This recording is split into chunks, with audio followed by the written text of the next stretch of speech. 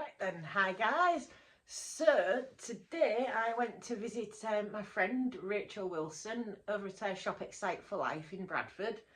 Um, and while we're chatting about cannabis, CBD, and just all things medical and what have you.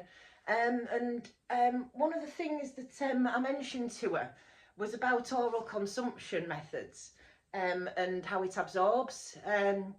And I mentioned sublingual absorption over oral, and she didn't actually know. Basically what it is, when you use CBD pastes or oils or anything that you can take orally, the paste and the oils, they advise that you put it under your tongue, onto your gums, and leave it for approximately 90 seconds. The reason being, it absorbs into your bloodstream.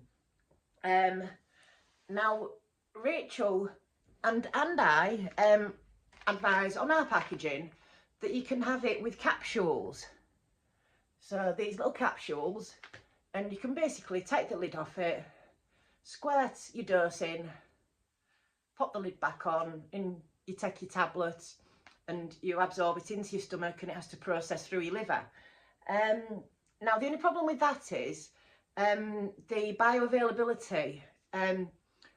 So your stomach acid actually starts to destroy the CBD before it can reach your bloodstream. So people that are wanting to have a low cost and be more efficient with the CBD use would be best off doing what I do, which is you dispense the amount onto your finger and then into the gums. It doesn't taste very nice. It's very, very not pleasant, the one that I have. The new paste is slightly nicer because I put it in chocolate and it wasn't quite so unpleasant. So those are the two ways of consuming the paste. Oils are exactly the same, drop her under the tongue, and it's always best to leave it there for 90 seconds so it can fully absorb. Right then. Then I also did mention to Rachel about the fact that so I find that, yes, sublingual absorption is the most efficient way, cost-effective way of using your CBD. But when your liver processes it, I think that it has a different effect. So there's the gummies, which is another way of getting CBD into you, but it doesn't absorb sublingually totally unless you suck the gummy. It's going to go through your stomach. And I do find that I have a slightly different effect when I chew gummies, and to when I have the sublingual oil, to when I have the oral, to when I make it into chocolate.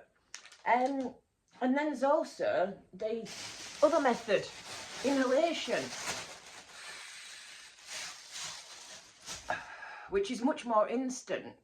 Unfortunately, I can't sell CBD flower because it's technically illegal. One poor chap, Red Eyes, has been given 14 months suspended sentence, and the government are trying to do him for a POCA, which basically is proceeds of crime, after they've already taxed him on it, so they're going to have to do it themselves as well. Really, they're like stupid.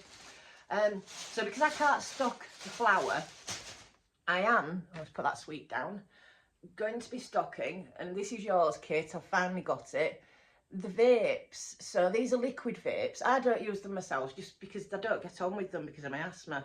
They just don't agree with me. I won't open it because it's not mine, but I'll show you the inside. I'm assuming that the vape is inside it. I'm not quite sure. I've not used these. These my friend sells them in her shop, and I have them on my website ready to order. And there we go, vapes. So lots of different consumption methods. I think the most cost effective for anybody is probably oral oil or oral paste directly into the mouth and leave it there for as long as possible. I find that because the paste isn't very nice, a bit of chocolate goes down a treat with it, or a gummy to get rid of the taste, anything to get rid of the taste.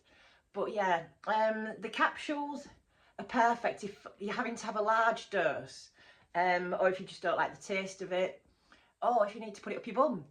That's another method I forgot to mention. So suppositories, yes, they are a very real thing with cannabis. People suffering with colon cancer and things like that have been known to swear by the bum method.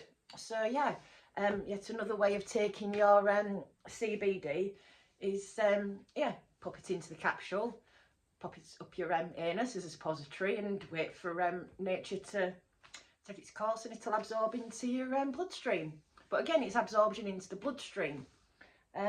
So yeah, that's just a little bit about the different types of way that you can take your CBD. Probably the most cost effective, like I say, is oral sublingual, but you do get a slightly different effect by taking it orally into the stomach and letting your liver process it. I don't know, you can only work out what is the best method for you, and it is trial and error, and yeah, it's not a cheap thing to be doing trial and error with, but at least every way that you take it is going to be pleasurable and will benefit your health. So, well, I hope you've enjoyed this little video, and I'm going to try and keep doing more of my videos, and please like and subscribe, because I keep forgetting to say that. And I am going to go and eat my gummy now, finish my volcano, and I'm going to do a spot of reading about drug use for grown-ups. Yes, that's actually a book. I'll grab it just in case you don't believe me. So this chap is a doctor, Dr. Carl Hart, and he's written this book, Drug Use for Grown-Ups. I've obviously never grown up because I don't use drugs responsibly, apparently, apart from cannabis, so I'll just stick with the cannabis. It's much safer. But it's definitely interesting reading about using all sorts of drugs. Yeah, definitely worth a read. Thank you, Stacey. And I think Rachel wants to borrow it next. Right, off for a gummy and a coffee. I'll catch you later. Bye, guys. Have a great evening.